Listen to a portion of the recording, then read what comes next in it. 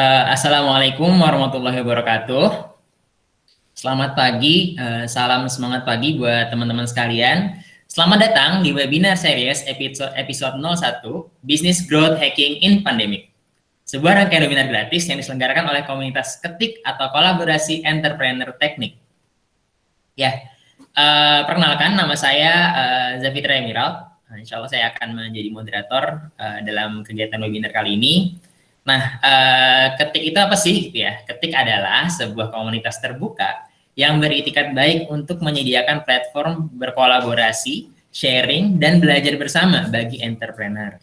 Nah, dengan bergabung dengan Ketik, teman-teman selain dapat segudang ilmu dan tips-tips secara gratis gitu ya, teman-teman juga punya kesempatan berkolaborasi lebih banyak dan mengembangkan bisnis teman-teman lebih luas lagi gitu ya. Jadi ini nggak sekedar komunitas yang kemudian jadi tempat sharing-sharing bisnis doang gitu ya, sharing-sharing promo dan seterusnya, tapi di sini kita juga akan sharing-sharing ilmu, kemudian sharing-sharing tips-tips, dan itu semua juga akan kami sediakan juga di official account dari Ketik itu sendiri gitu ya. Nanti bisa di follow di Instagram @ketik.ugm.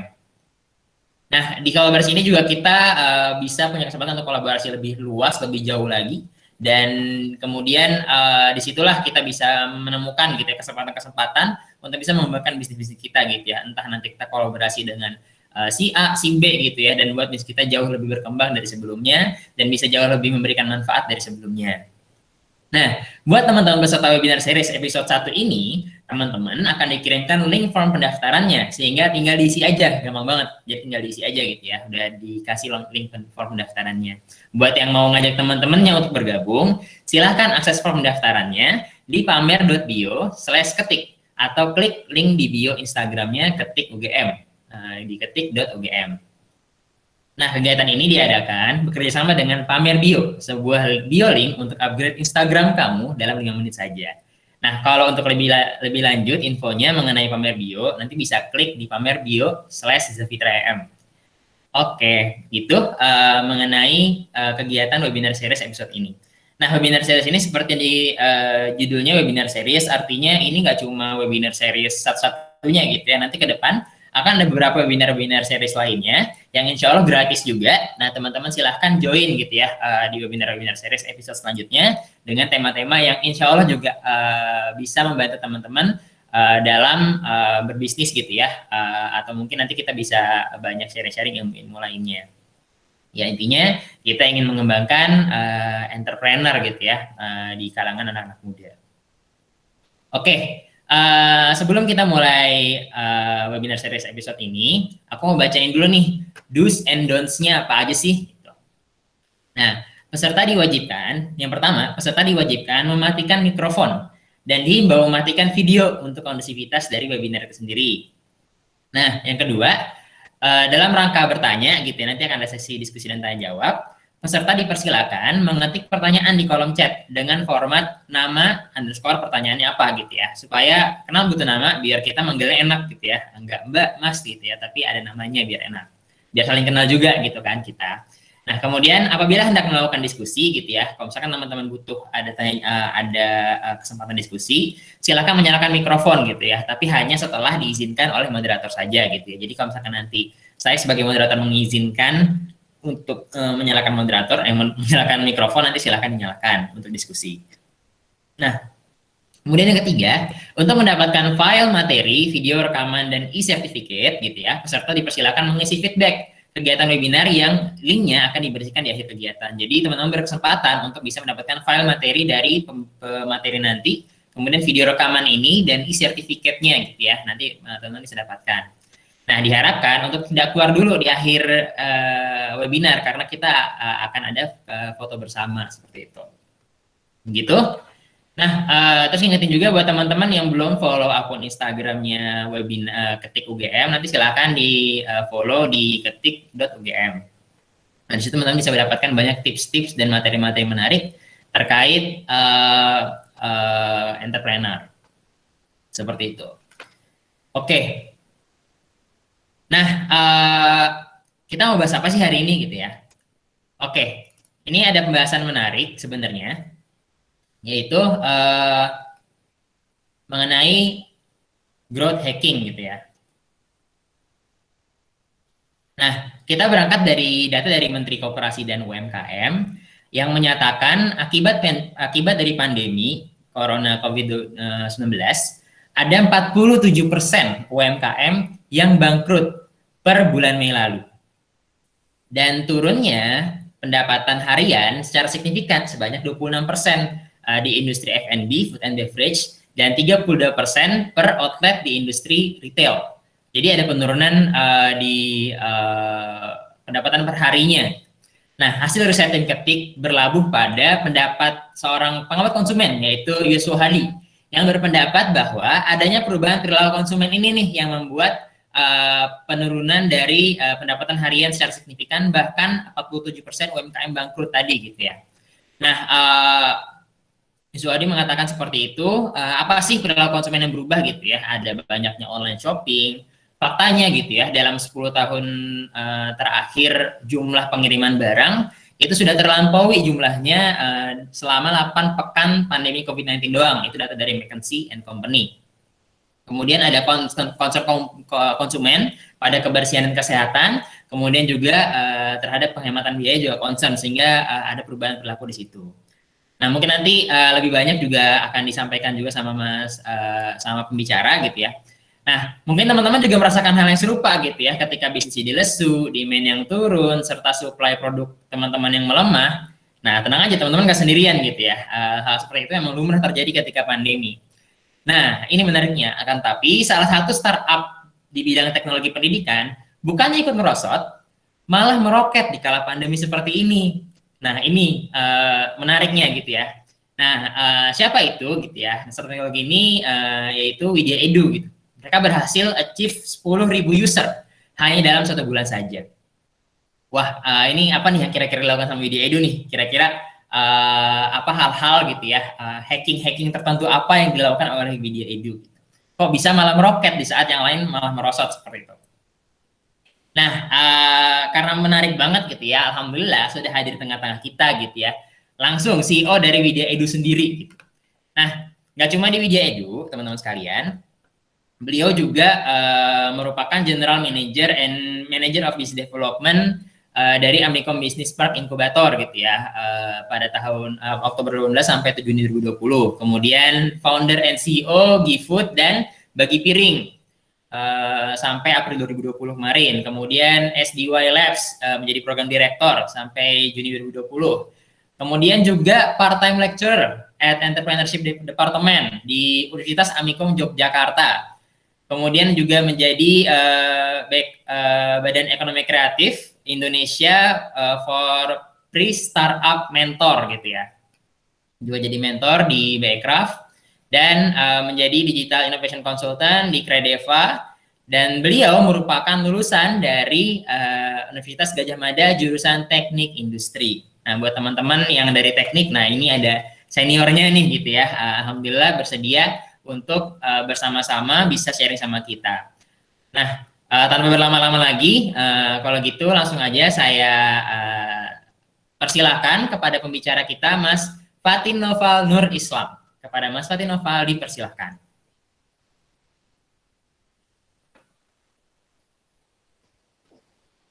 Halo, Assalamualaikum warahmatullahi wabarakatuh. Kelihatan nggak?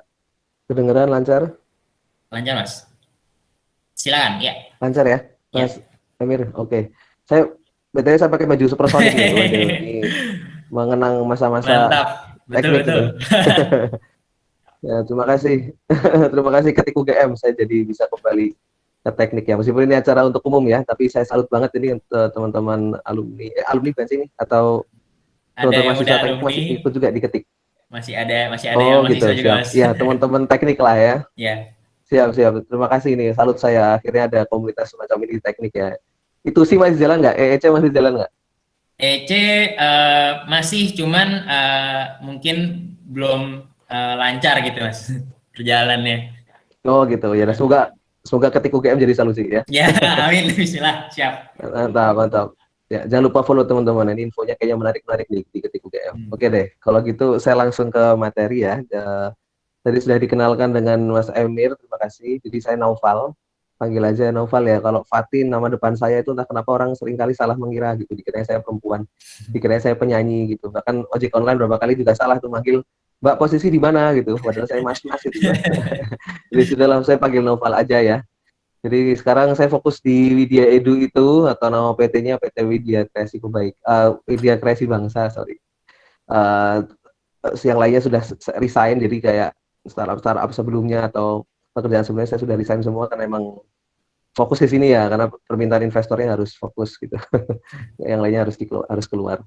Kayak gitu sih. Oke, langsung lanjut ke materi. Ini slide-nya sudah masuk ya Mas Emir ya? Sudah. Oh ya benar. Ya ini kayaknya tadi soalnya slide-nya saya lupa itu pakai fontnya font downloadan. Jadi kayaknya fontnya Oh agak gitu. berubah. Ya Tapi nggak semoga apa-apa. Semoga nggak numpuk-numpuk ya. ya. Biasanya takutnya Nah, ada yang nggak pas gitu. oke. Oke, mungkin ada beberapa yang nggak begitu urut banget seperti di Tor. Nanti kalau ada yang kelewat atau ada yang belum terjawab sesuai di Tor, nanti Mas Amir tanya aja ya Mas Amir ya. Takutnya Siap, saya ada yang siap, kelupaan siap. untuk menyampaikan. Oke, ini ngomongin soal startup ya. Pertama mungkin teman-teman di era sekarang sudah lazim banget dengan istilah ini. Banyak banget orang yang apa namanya lagi pengen bikin startup gitu, lagi ngetren tak kenapa ini ya istilah startup ini. Dan memang satu hal yang positif juga karena startup ini kan harapannya bisa menjadi solusi dari berbagai permasalahan saya, termasuk permasalahan di kondisi pandemi yang makin kompleks gitu. Karena ternyata dampaknya nggak cuma kesehatan, tapi kemana-mana ya, sampai ke sosial, politik, ekonomi, semua kena lah ya. Jadi semoga startup-startup yang muncul ini jadi tren yang positif lah untuk Indonesia, karena ini bisa mendukung banyaknya inovasi yang muncul gitu.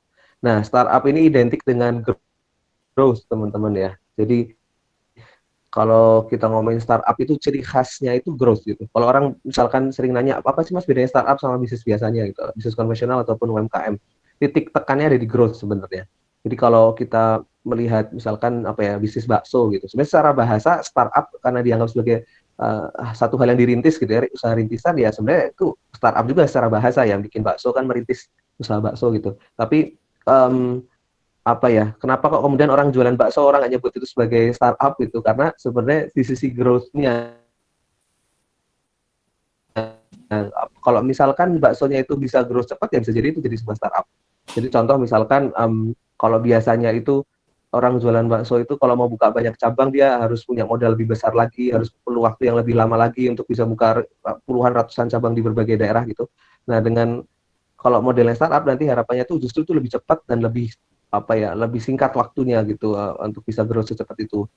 Nah, misalkan dalam waktu berapa lama udah bisa banyak cabang di mana-mana gitu. Nah biasanya kan yang bikin secepat itu kan karena teknologi ya kan. Contoh digitalisasi gitu. Maka seringkali memang startup diidentikan dengan yang berbau teknologi gitu.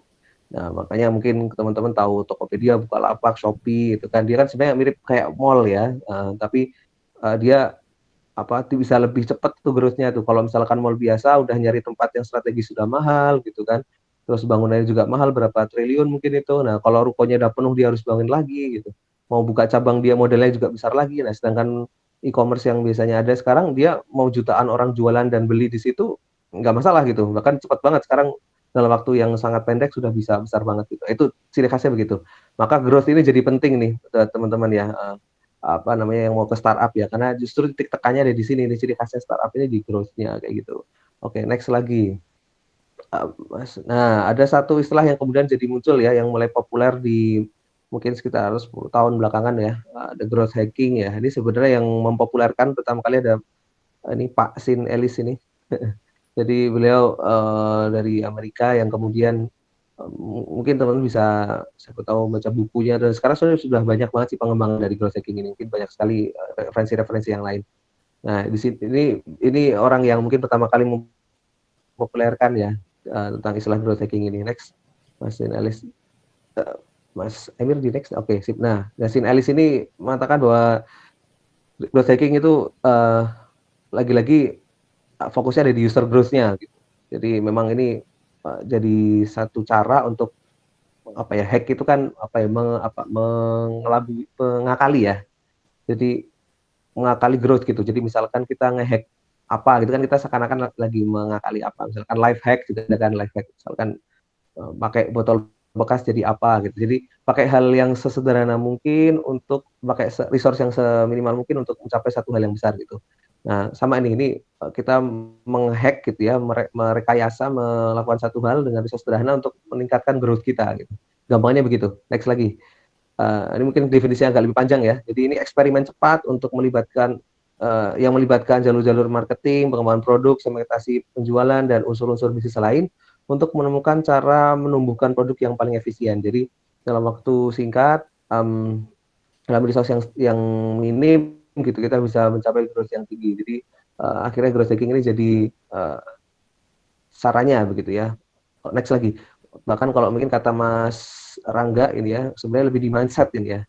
Jadi ini sebuah beliau ini lead apa sih lupa special project kalau nggak salah di Bukalapak ya Mas Rangga ini. Jadi beliau pernah bilang growth hacking ini adalah sebuah mindset sebenarnya gitu, dimana dengan resource yang terbatas kita bisa achieve yang sesuai yang kita targetkan gitu. Jadi ini growth hacking pada akhirnya menjadi satu hal yang penting kalau teman-teman terjun di startup ya untuk kemudian melakukan sebuah growth begitu. Oke, next lagi Mas Emir. Nah, ada 3 hal ya teman-teman, ada 3 hal yang menjadi kunci begitu dalam growth hacking. Jadi ada creative marketing, kemudian experiments and data, dan ketiga automation and engineering. Jadi creative marketing ini analoginya kayak David lawan Goliath, gitu ya, kita sebagai Davidnya gitu. Kemudian apa ya istilahnya kan mungkin terkesan kecil gitu, tapi kita bisa mencapai result yang besar gitu. Nah, langsung ke sini aja kayaknya ya. Nah, betul. Makasih Mas Emir tadi next. Jadi kita menggunakan strategi-strategi yang kreatif, yang efektif, biar kita bisa mengalahkan hal yang besar gitu. Mungkin selama ini sudah ada beberapa perusahaan-perusahaan besar ya yang sudah mapan, yang mungkin dia caranya konvensional gitu. Nah, kalau kita caranya sama kayak mereka, mungkin kita susah ini mengalahkan mereka. Nah, kita harus punya ide yang kreatif. Nah, itu kan sebenarnya ciri khasnya startup ya. Ada beberapa industri-industri besar yang akhirnya terdisrupt nih sama banyak startup-startup baru yang menerapkan teknologi gitu kan, dan justru mengalahkan gitu. Valuasinya mungkin ada yang sampai lebih besar juga gitu kan. Banyak lah ya teman-teman mungkin sering lihat di berita banyak banget startup yang mendisrupsi gitu, banyak teknologi, inovasi-inovasi mendisrupsi. Nah, inilah salah satu caranya. Jadi kita harus berpikir kreatif gitu ya. Gimana cara-cara yang kreatif untuk memasarkan dan mendapatkan user begitu, mendapatkan customer dengan biaya yang rendah gitu. Oke, next lagi. Nah, yang kedua eksperimen and data ya. Jadi growth hacking ini nggak bisa lepas dari namanya eksperimen dan data teman-teman. Jadi kalau kita melakukan growth hacking ini harus banyak-banyak lihat data justru. Banyak-banyak eksperimen, banyak-banyak kemudian mencatat segala halnya. Jadi kita nggak melakukan satu hal ini dengan asumsi. Jadi bukan terus misalkan ada satu hal terus kita mikir, wah ini kayaknya gara-gara ini gitu. Jadi nggak bisa pakai kayaknya, kita harus kemudian riset. Makanya setiap kali ada langkah apapun di marketing kita misalkan itu selalu kita catat gitu. Dengan era digital sekarang sebenarnya lebih mudah sih ya. Contoh misalkan ketika kita ngiklan gitu, ngiklan di sosmed kan ada tuh datanya gitu. Itu semua dicatat tuh. Misalkan oh reach-nya sekian, oh yang akhirnya ngeklik link sekian, oh akhirnya yang like berapa. Itu semua dicatat itu. Dari awal sampai akhir dia sampai beli gitu ya. Jadi kita selalu punya datanya. Dan jadinya langkah-langkah kita semua itu berdasarkan itu karena tercatat. Oke, next lagi. Dan yang ketiga ada automation dan engineering ya. Jadi strategi yang sudah kita uji coba, kemudian untuk memudahkan kita ketika nanti semakin banyak yang harus kita capai, kita otomasikan tuh gitu. Karena kalau misalkan masih konvensional caranya, resikonya jadi memang kita capek banget tuh, agak susah tersendat ini apa untuk bisa growth lebih kenceng. Tapi kalau terotomasi gitu ya, otomatisasi itu nanti kemudian lebih mudah sih. Jadi semua sudah tersistem, jadi nggak perlu harus terkena cost yang banyak di operasional ya. Contoh kalau misalkan kalau kita setiap satu user harus dilayani oleh satu orang, nah nanti kalau semakin banyak user berarti harus semakin banyak orang yang melayani, kan itu costnya berat ya, agak susah itu. Growth-nya agak tersendat. Kalau misalkan kita bisa bikin otomasi, misalkan satu user dilayani oleh satu biasanya dia balasnya sama satu CS, sekarang jadinya sama chatbot misalkan ya, contoh lah. Itu kan jadi lebih lebih lebih efisien gitu. Ya contoh-contoh gitu. Jadi kita bikin otomasi dengan rekayasa ya, engineering lah ya gitu. Oke, next lagi Mas Emir. Nah, ada satu framework yang juga biasanya digunakan di growth hacking ya, ada Pirate framework ya. Kenapa dinamain Pirate? Karena singkatan dari AAARRR gitu. Jadi R gitu ya, kayak kata-katanya pirate ya, bajak laut kan begitu ya. Nah, nah ini singkatannya nih. Ini saya ngambil dari seminarnya Mas Rangga. Jadi mungkin ini makanya masih ada Mas Rangganya nih biar apa saya mencatut sumber ya. Dari Mas Rangga ini jadi ada 6 tahap ya, dari awareness, acquisition, activation, retention, referral, sampai revenue. Jadi prosesnya user sampai akhirnya ke produk teman-teman tuh panjang ya, dan setiap tahap itu punya pendekatan yang berbeda-beda. Jadi ini juga perlu diperhatikan untuk melakukan growth hacking ya. Karena prosesnya itu sangat panjang, kita nggak bisa hanya fokus di satu tahap, karena tahapnya sangat panjang. Dari mereka aware dulu gitu ya, terus kemudian terakuisisi, dia sign up, dia masuk gitu kan, atau register begitu. Kemudian nanti dia aktivasi gitu ya, mulai menggunakan produknya gitu ya, mulai apa namanya merasakan experience-nya gitu ya, menggunakan produk teman-teman. Kemudian ketika dia suka, dia pasti akan balik lagi gitu kan.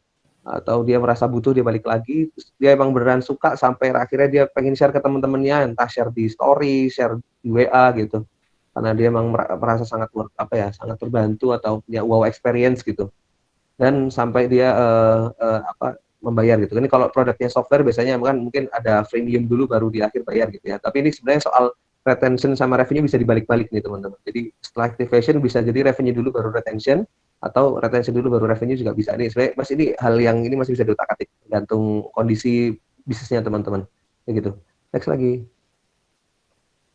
Nah, ini ada lebih detailnya ya soal channel dan matriksnya. Jadi kalau teman-teman guide soal awareness ya bisa main SEO atau ya search engine optimizing. Jadi kalau teman-teman misalkan searching di Google terus nanti munculnya apa gitu. Bahkan ada yang cukup pintar tuh, teman-teman tahu apa persaingan Traveloka dengan tiket.com ya dulu itu. Kalau sekarang mungkin lagi agak terhantam ya gara-gara pandemi. Tapi dulu kan kencang banget itu. Bahkan dulu tuh ingat banget karena mungkin orang lebih ngeh sama Traveloka, terus akhirnya tiket.com bikin strategi SEO dengan cara bikin tiket.com/traveloka gitu. Jadi orang kalau searching Traveloka yang muncul di halaman pertama paling atasnya tiket.com. Padahal orang searchingnya Traveloka. Itu mungkin nggak tahu sekarang masih atau nggak tahu. Dulu saya terakhir cek masih itu.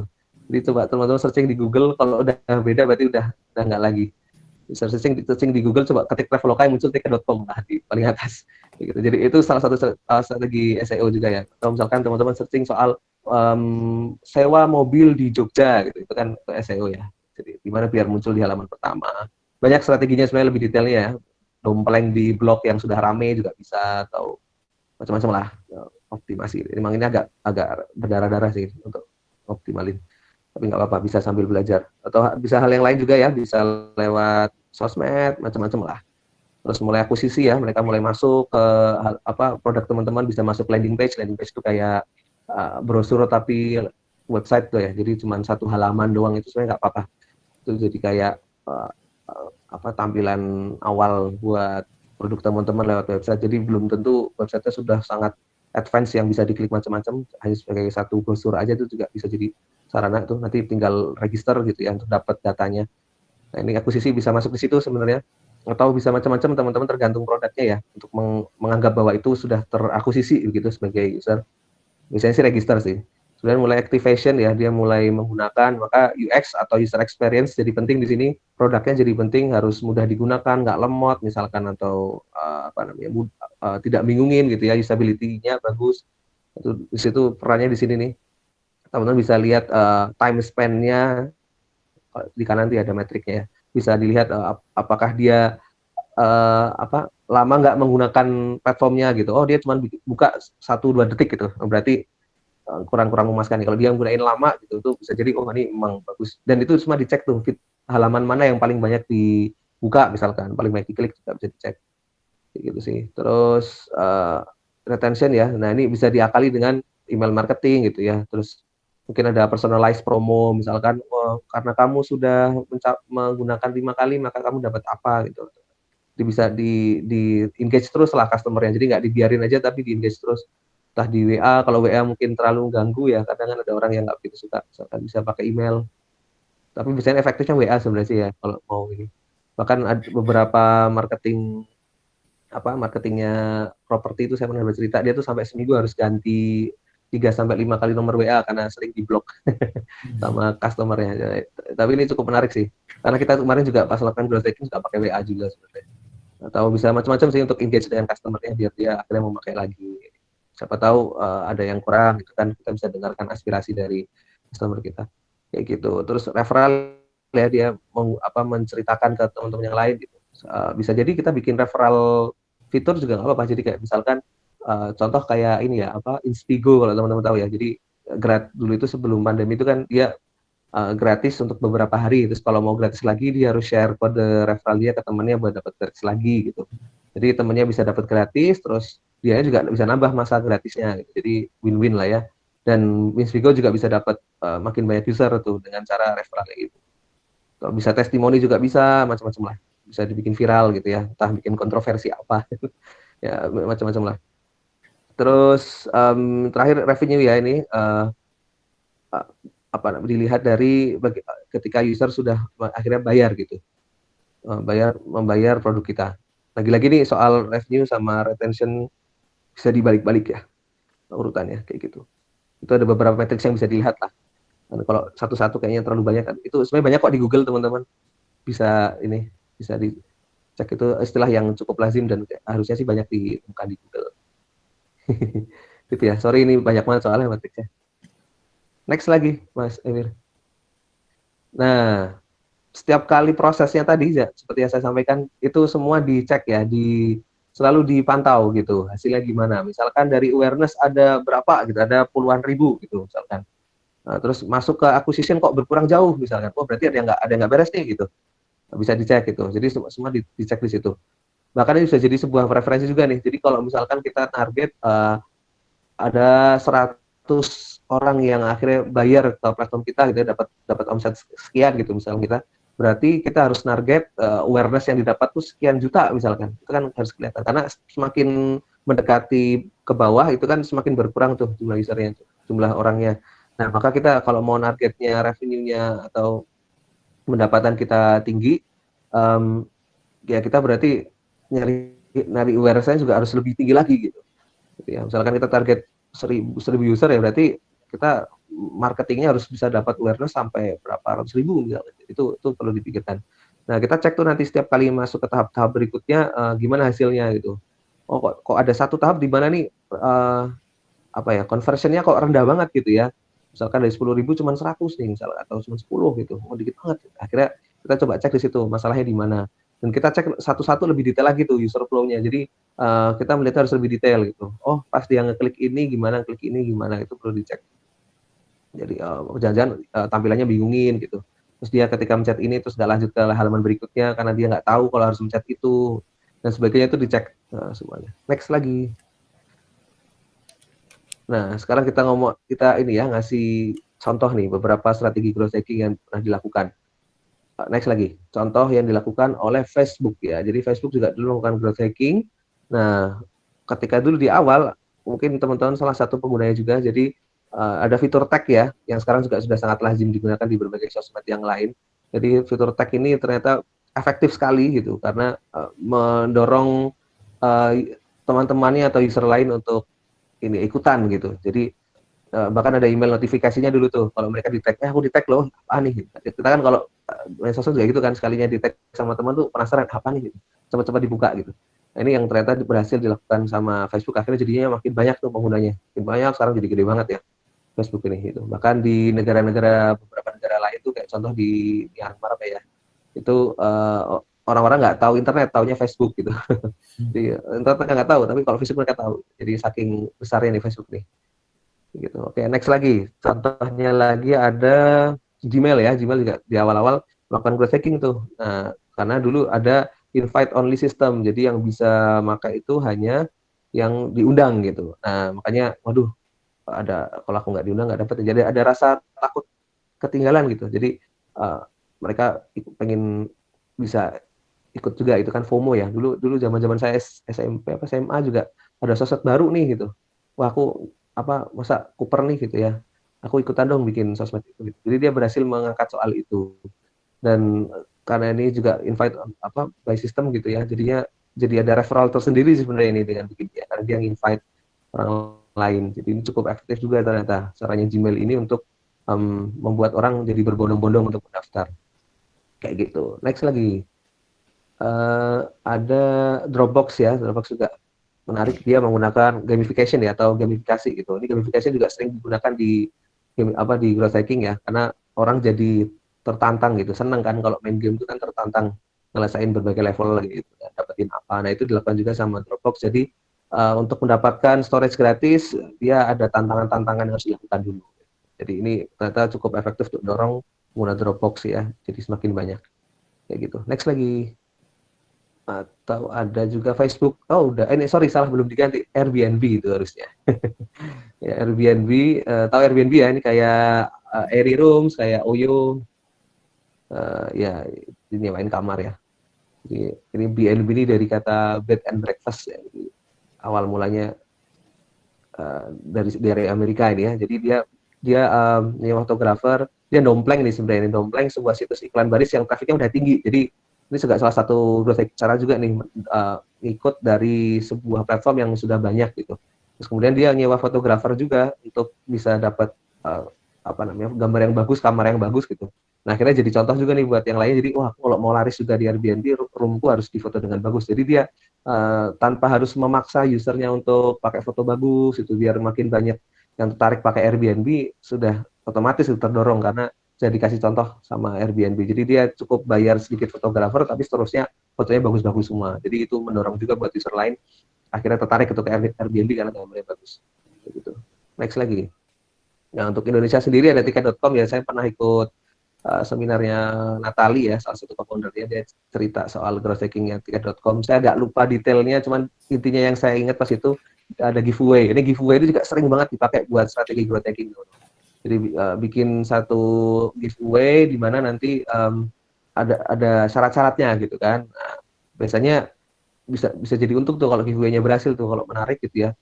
Dan nggak ngeribetin banget gitu kan, itu bisa jadi banyak banget yang didapat. Jadi dalam modal yang cuman seberapa bisa dapat berapa. Ini contoh kalau tiket.com dia dapat giveaway tiket gratis ke luar negeri, terus misalkan cuman habis berapa ya, kan ke Singapura tuh berapa sih habisnya, 10 juta nyampe nggak Mir? Atau berapa ya?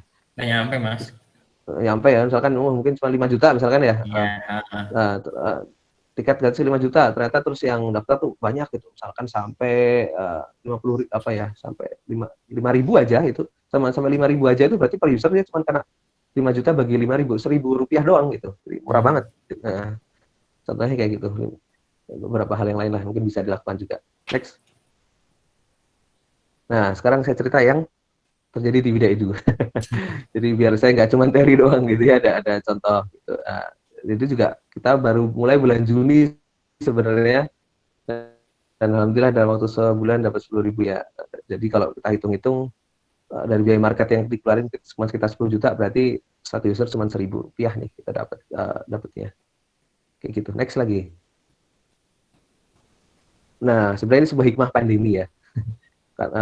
Memang sih ini masalah yang besar, semua terkena ya, dan bisa jadi kondisi saya tidak relevan di kondisi bisnis yang lain ya, karena kebetulan memang pendidikan ini malah jadi menarik gitu semenjak ada pandemi. Jadi semua orang malah sekarang kayaknya banyaknya ke pendidikan ya, karena ini kebutuhan yang primer gitu kan, dan mau nggak mau harus online, dan banyak hal yang mau nggak mau juga harus transformasi ke digital gitu. Sekarang kan banyak tuh perusahaan-perusahaan akhirnya dibikin online gitu, semua dibikin online. Nah, pendidikan pun karena hal yang krusial, yang penting, yang bisa dikatakan primer juga. Jadi mengonline kan jadi sebuah kewajiban. Jadi ketika kita masuk di momentum ini, sebenarnya ini momentum yang tepat gitu ya. Jadi justru ketika kita lahirnya ketika pandemi di Juni ya, awal Juni, itu malah jadi tepat sebenarnya karena demand-nya lagi tinggi nih, kebutuhannya lagi tinggi. Ya gitu. Jadi hikmah sih ya kondisi pandemi sebenarnya. Next lagi. Nah, apa yang kita lakukan di awal ketika mau meluncurkan Widya Edu ya, awalnya kita mau melakukan strategi growth hacking. Awal yang paling krusial, teman-teman semua harus lakukan market research ya. Kita harus cari tahu nih kebutuhan usernya itu apa gitu. Karena pada akhirnya ketika produknya itu sesuai dengan kebutuhan usernya, itu akan sangat mudah untuk melakukan growth hacking. Gampangnya contoh misal ketika kita bikin obat yang bisa nyembuhin batuk misalkan, terus orang yang batuk tuh sembuh tuh. Nah, terus dia karena merasa senang ketika ada temennya tuh yang ternyata juga batuk, dia langsung bilang, kemarin aku pakai obat batuk ini langsung sembuh loh, coba pakai ini gitu. Kan mungkin beberapa kali teman-teman juga ngalamin ya kayak gitu ya. Nah, jadi dengan hal seperti itu ternyata sudah jadi referral marketing itu sendiri tuh, mereka tanpa kita suruh sudah otomatis marketingin ke teman-teman yang lain. Jadi kita harus cari nih yang kebutuhan mereka sebenarnya apa sih gitu, apa sih yang benar-benar mereka butuhin, kayak gitu. Next. Nah, ketika kita research pertama kali, next lagi Mas Amir. Nah, apa namanya, ketika itu yang mereka butuhin itu adalah latihan, yang back ke yang nomor setelah. Nah, apa namanya, yang mereka bikin tuh, yang mereka butuhin tuh ketika itu ternyata lebih ke konsultasi gitu. Jadi menjelang UTBK atau menjelang ujian masuk kampus gitu ya, mereka tuh lebih butuh konsultasi. Jadi tidak lagi butuh banyak materi sebenarnya, dia butuhnya lebih konsultasi, mana yang nggak ngerti dia butuh itu gitu. Oke, akhirnya kita bikin. Tapi kalau kita mau bikin produk aplikasinya kan lama ya gitu.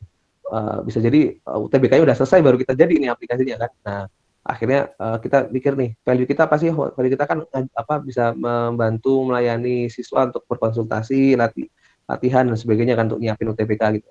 Udah, itu bisa di-deliver lewat apa? Value-nya kan itu. Nah, di-deliver-nya lewat apa? Oh, bisa nih sebenarnya pakai hal yang lebih sederhana. Akhirnya kita bikinlah MVP nih. MVP ini minimum viable product ya. Jadi produk sederhana mungkin, paling enggak value-nya bisa tersampaikan. Dan ini yang dilakukan Gojek sebenarnya. Gojek juga di awal kan dia nggak langsung aplikasi ya, dia pakai phone call dulu. Jadi orang kalau butuh tukang ojek silakan hubungi nomor sekian gitu. Nah, baru kemudian karena banyak yang butuh, ternyata valid gitu ya solusinya, terus akhirnya dibikin aplikasi. Bahkan sekarang berkembang terus jadi macam-macam ya fitur-fiturnya. Dari awalnya dari hal yang sederhana. Banyak kok yang lain juga pakai model MVP dulu gitu. Jadi ketimbang kita bikin satu hal yang menghabiskan uang, tenaga, waktu untuk satu hal yang belum tentu valid di market, ya kita bikin dulu yang sederhana. Nah, akhirnya yang kita bikin adalah next. Yang kita bikin adalah WA, Zoom, dan YouTube. Jadi cukup pakai itu doang. Jadi kita buka pendaftaran lewat website. Jadi datanya tetap kerekam, tetap bisa terakuisisi sebagai user, ngisi banyak hal di situ ya, dia email, nomor WhatsApp, asal sekolah dan sebagainya. Terus kemudian kita masukin ke WA, terus kelasnya kadang juga lewat Zoom, kayak YouTube juga gitu. Dengan hal yang sederhana kan, sebenarnya kita nggak perlu bikin hal yang ribet nih. Nah, alhamdulillah justru malah bisa banyak dapat peserta, itu ada 2.500 orang yang ikutan kayak gitu. Nah, terus kita mikir lagi nih, next lagi. Nah, mikir lagi nih, apalagi ya gitu yang kita butuhin, terus solusi yang sekarang kurang gimana ya. Lagi-lagi kita harus sering ngobrol dengan customer kita atau user kita gitu. Akhirnya kita ngobrol lagi, research lagi, ternyata mereka kebutuhannya sebenarnya gitu lebih ke latihan soal kalau menjelang ujian tuh. Udah materi-materi lagi-lagi udah nggak udah semakin dikit urgensinya gitu. Butuh yang tryout gitu, yang simulasi ujian. Nah, sayangnya kebanyakan tuh bayar. Jadi mereka agak kesusahan untuk cari yang gratis. Jadi kalau bisa ngasih yang gratis itu pasti banyak yang minat gitu. Hasil riset kita begitu. Nah, ternyata terus apalagi yang bikin mereka tertarik gitu. Oh, ternyata kalau ada hadiahnya itu makin menarik lagi gitu. Hadiahnya apa ya gitu ya, yang kira-kira menarik. Oh, anak-anak SMA butuhnya HP nih ya gitu ya. Oh, kayaknya kalau dikasih iPhone siapa sih yang nggak mau gitu. Ya udah, akhirnya kita kasihlah hadiah iPhone. Sebenarnya iPhone juga kalau kita hitung sebagai biaya kan nggak, kita bisa cari yang nggak begitu mahal ya, yang nggak usah sampai di atas 10 juta gitu.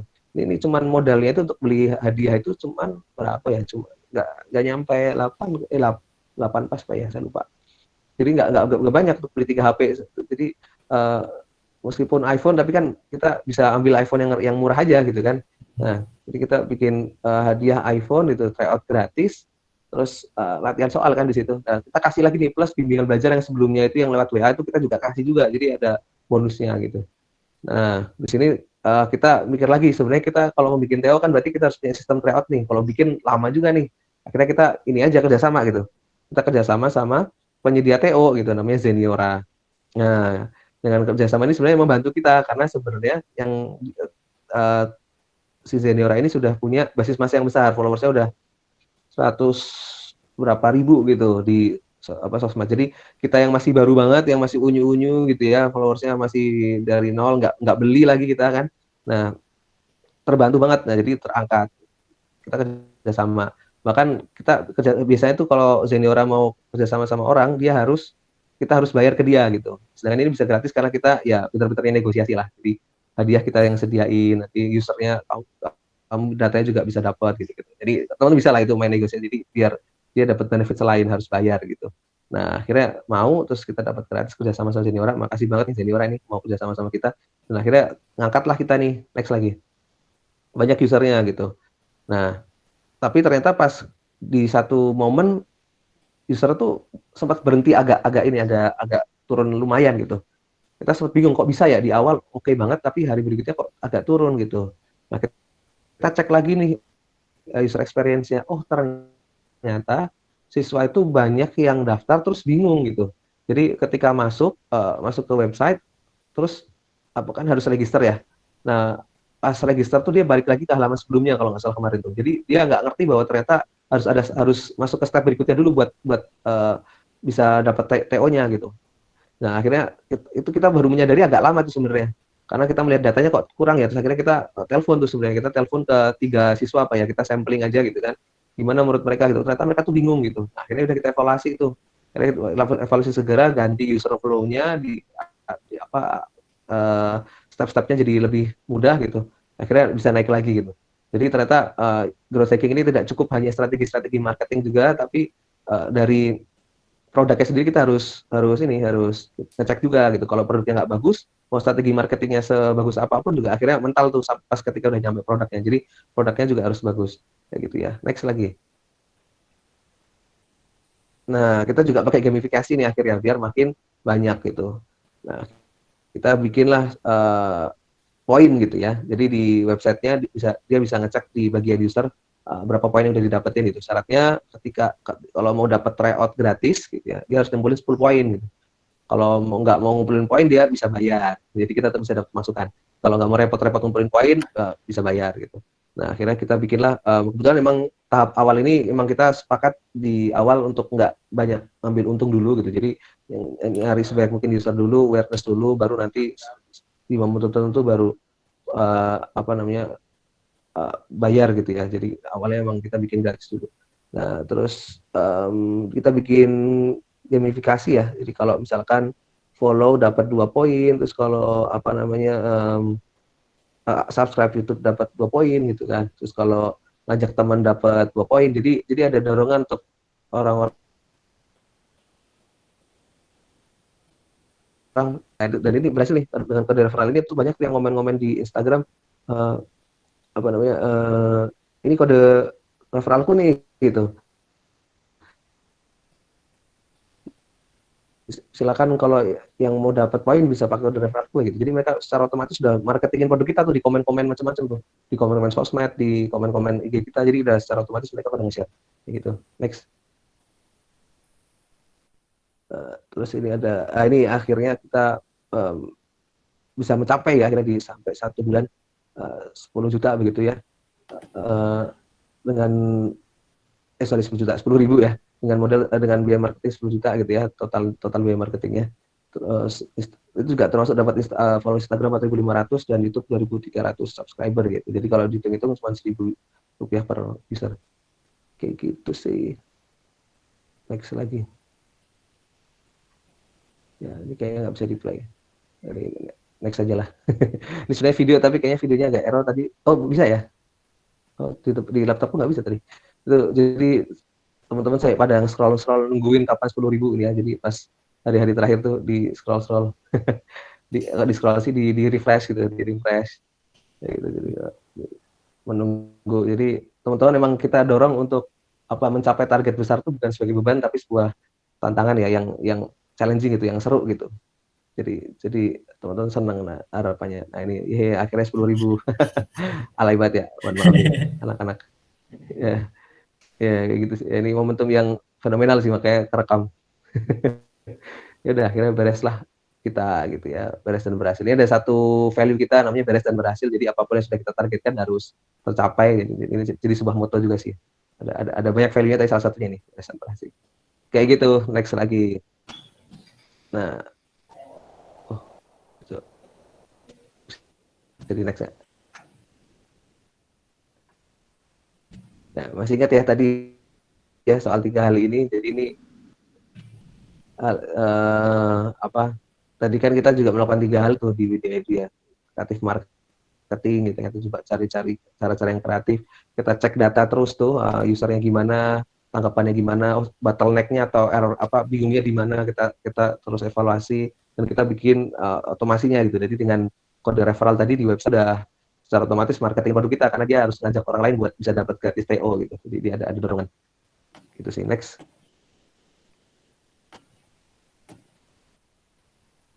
Ya, pada akhirnya tidak ada yang langsung berhasil teman-teman. Tadi kan cerita suksesnya ya. Tadi sebenarnya juga saya sudah rangkum sih. Jadi sebenarnya di tengah-tengah juga banyak tuh masalah-masalah yang terjadi. Tadi contoh user experience-nya nggak pas gitu ya, dan sebagainya. Dan memang pada akhirnya kan tidak ada yang langsung berhasil ya. Produk pertama tuh mesti ada jeleknya gitu. Dan kita juga ngalamin berbeda dan nggak TBK gitu. Kata semudah, karena UTBK dulu tuh semua siswa lagi semangatnya. Jadi kita mau bikin program itu lebih enak. Dan ketika ada nggak UTBK kita bisa bersama lagi di market kerja. Jadi nanti juga sekarang kita lakukan yang baru sih. Dan pada akhirnya memang kita nyadari bahwa tidak ada sumber hasil. Jordan juga gagal dulu ya pertandingan. Facebook sebenarnya itu proyek sekian gitu, bikin sama ya. Jadi sebelum kita menemukan Facebook kan dia banget bikin gagal dulu sebelumnya. Jadi kalau juga tahu lah ya, teman Harry Potter pernah 12 kali tolak sebelum akhir lah Harry Potter. Beyonce sama lagu dibikin baru akhirnya nemu lagu yang fenomenal, apalagi ya sangat fenomenal banget ini kisahnya gitu.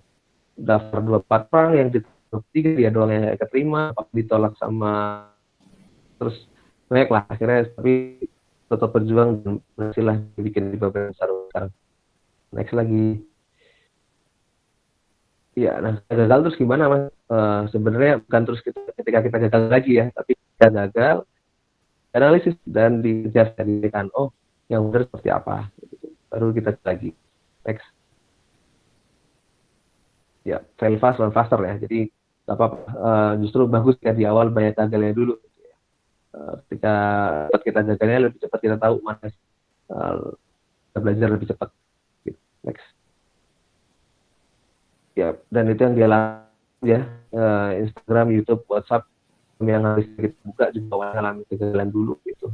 Bahkan dia pivot ya, ganti ya, di bisnis model, di fitur dan di konsep itu. YouTube yang awalnya dating app, loh, bayangin dating app yang Tinder nih kayak lo. Sekarang jadi gitu. WhatsApp dulu awalnya status, sekarang udah jadi messaging banget. Banyak hal yang lain yang mungkin juga terjadi.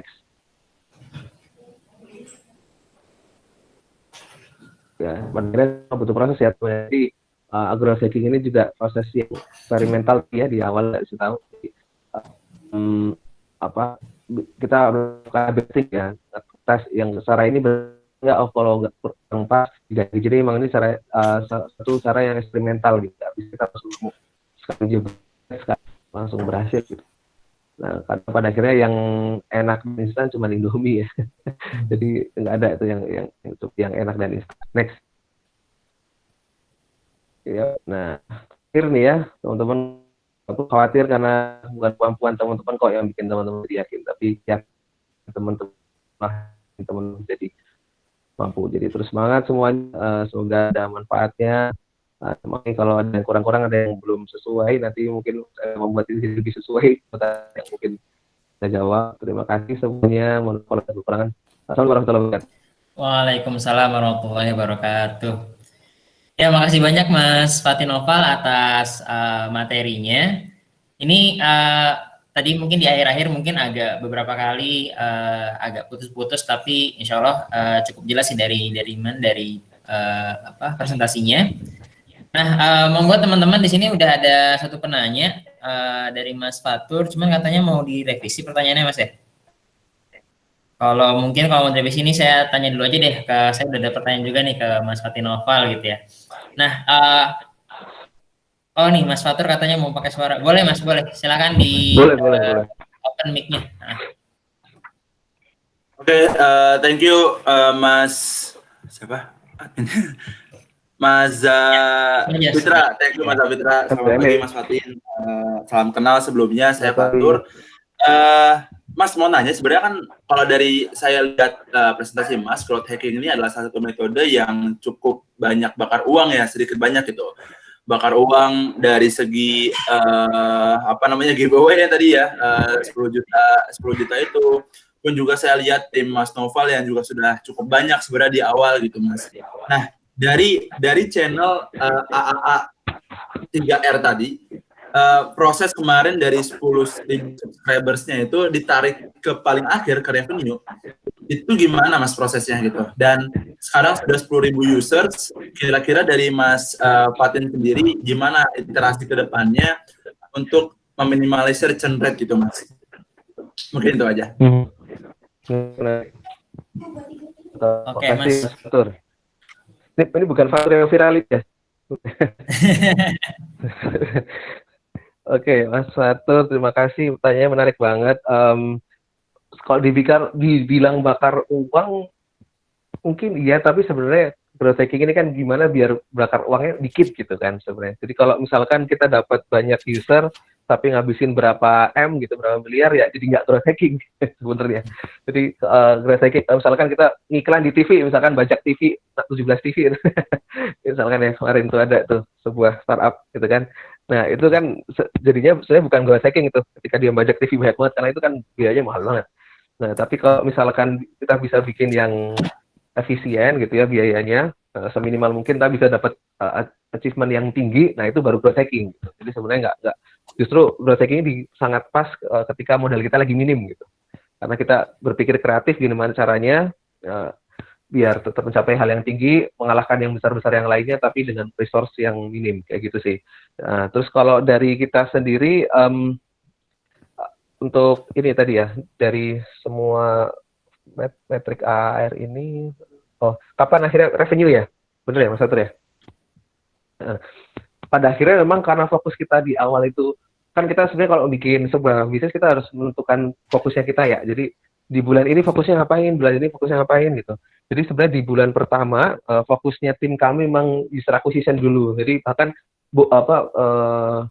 revenue itu hanya sebagai bonus kalau kita dapat gitu. Jadi kalau nggak dapat pun kita nggak apa-apa gitu di awal itu kemarin. Nah meskipun alhamdulillah tetap dapat sih ya, karena kita kan tadi yang tryout tadi, kalau mereka nggak dapat 10 poin, tetap pengen dapat tryout dan berbagai halnya, dapat hadiah dan sebagainya, ya mereka bisa ikut tapi bayar gitu.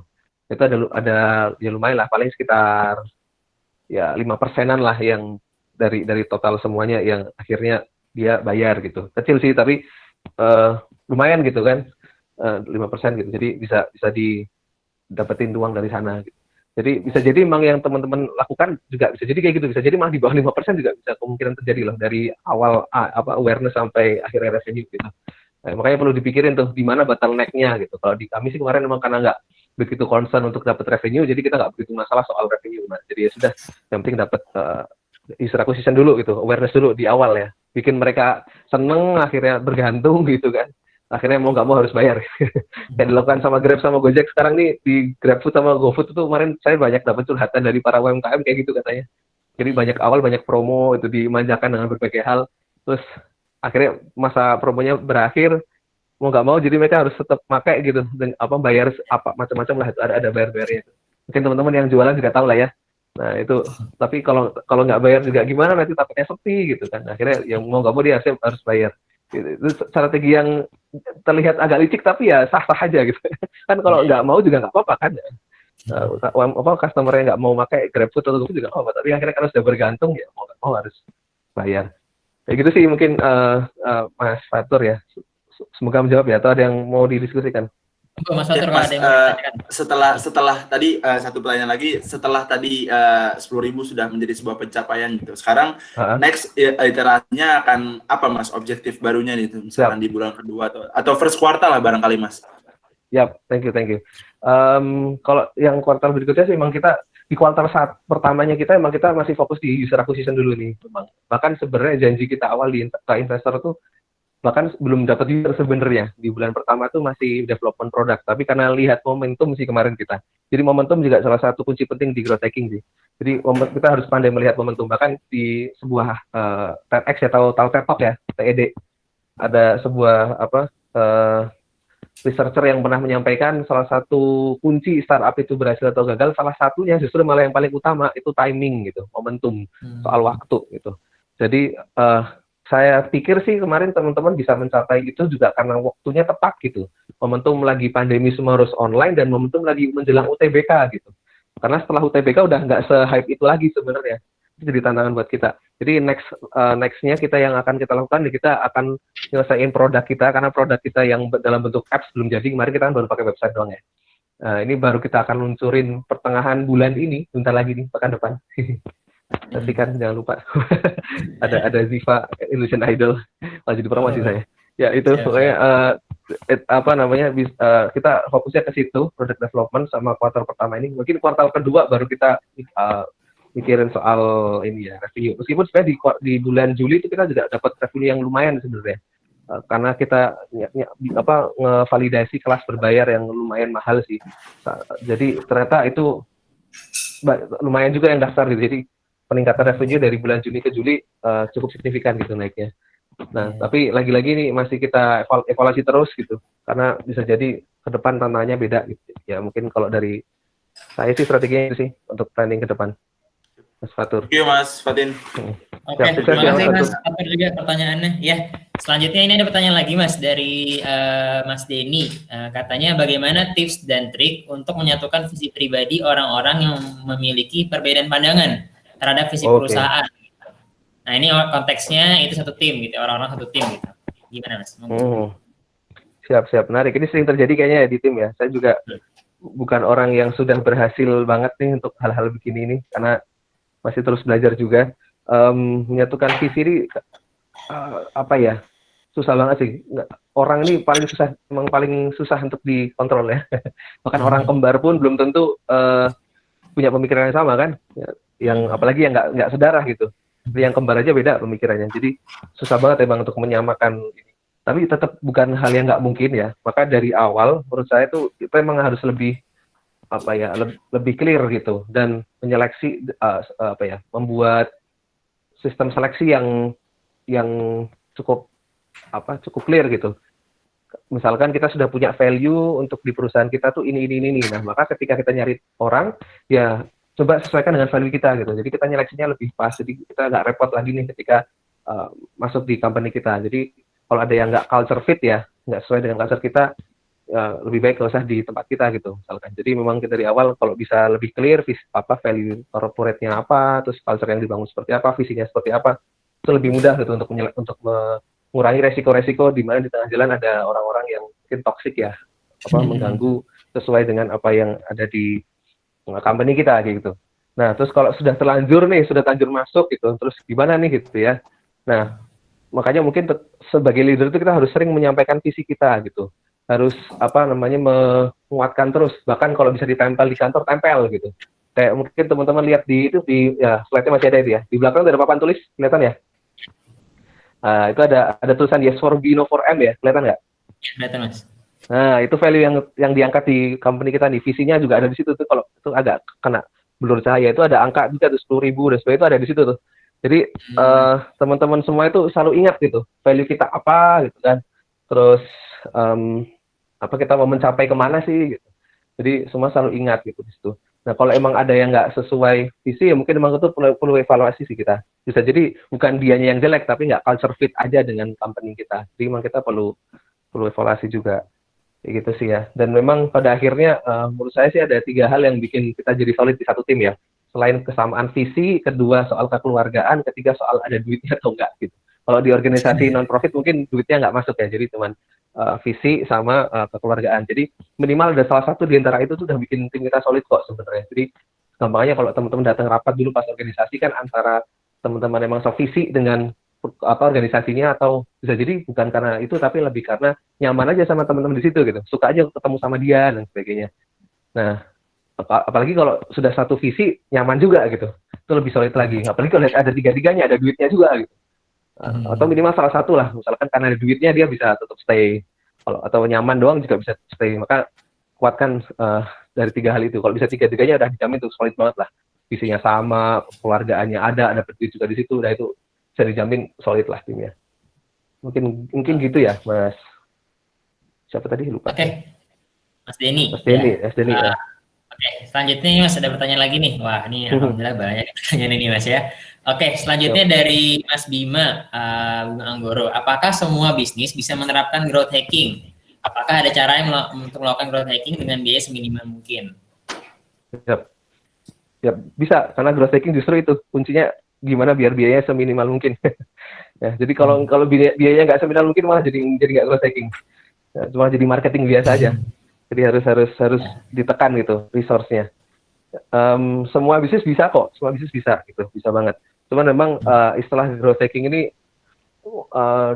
populer dulu karena era bisnis teknologi lagi rising up ya, apa Facebook, Google dan sebagainya. Jadi memang pada akhirnya teknologi ini nggak bisa kita lepaskan sih untuk melakukan growth hacking gitu, entah dengan strategi digital marketing, entah dengan apa ya, dengan berbagai hal yang ada lah di dunia digital dan teknologi itu sebenarnya membantu sekali. Di mau bisnisnya konvensional sekalipun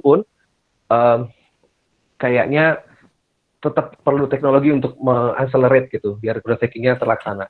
Contoh ya jualannya lah minimal ya, bisa pakai digital marketing dan sebagainya. Jadi pada akhirnya bisa. Terus ada cara atau enggak ya? Gimana? Iya, salah satu kuncinya di teknologi itu ya Mas ya. Betul. Terus dengan biaya seminimal mungkin ya tadi itu sih ya, dengan apa 3 hal tadi itu yang aku bilang, dengan basis data dan eksperimen, kemudian berbasis kreativitas gitu ya, beri kreatif aja gitu, banyak kok cara-cara kreatif.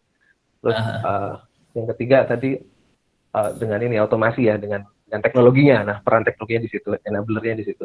Contoh yang murah kayak bikin giveaway aja tuh udah bisa kok. Misalkan nggak usah mahal-mahal sebenarnya, apalah gitu ya, dapat apa, misalkan dapat produknya gratis, misalkan kamu jualan pisang goreng gitu, terus kamu kasih pisang goreng gratis berapa, itu kan nggak mahal akhirnya kan, karena hanya kena HPP-nya aja kan.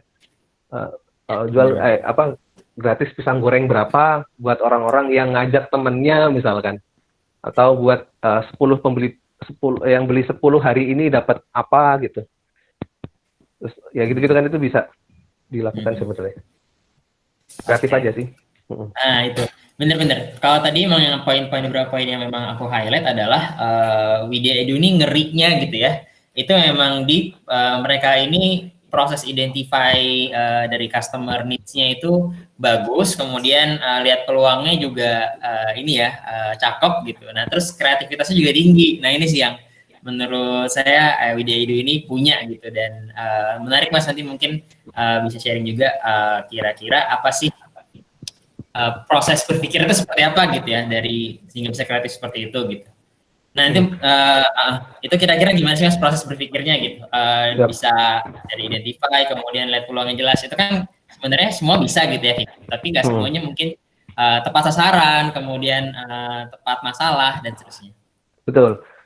Pun yang kita lakukan juga nggak langsung berhasil kok tadi apa. Jadi kan saya yang tak sampaikan mungkin rangkumannya ya. Jadi banyak ups and down-nya gitu. Dan pada akhirnya lagi-lagi ini proses yang terus iteratif ya, eksperimental gitu. Kita nyoba ini, oh kurang berhasil, coba lagi yang ini, oh kurang berhasil gitu. Akhirnya kita juga kemarin tuh sempat nge-up dengan giveaway soal dan pembahasan gitu. Jadi kita ngasih giveaway juga, karena kayaknya kayak strategi yang kemarin kurang berhasil, kita coba giveaway. Akhirnya baru nemu yang paling dongkrakan yang tadi tuh, yang dengan hadiah itu tadi. Jadi kita nyoba juga sebenarnya, nggak terus langsung berhasil juga gitu. Perlu banyak jam terbang sih pada akhirnya kan.